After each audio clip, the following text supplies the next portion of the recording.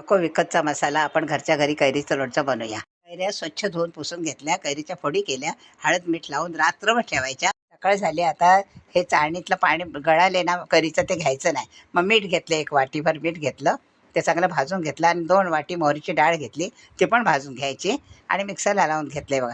चरचरी जरा मिक्सर, त्याच्यात लाल तिखट टाकलं, कश्मीरी मिरची पावडर टाकली, मीठ टाकलं आणि सगळं मिक्स करून घेतलं. आता इकडे तेल कढवून ठेवलेलं आहे.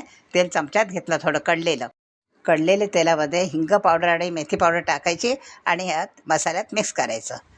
तेल कोमट झालं की याच्यात थोडं थोडं करून मिक्स करूया आपण. हा मसाला आता कोमट आहे ना, मग थंड झालं की याच्यात कैरीच्या फोडी घालूया. बघा, थंड झाल्या आता कैरीच्या फोडी घालून मिक्स करून घेते आणि काचेच्या बरणीत भरून घेते.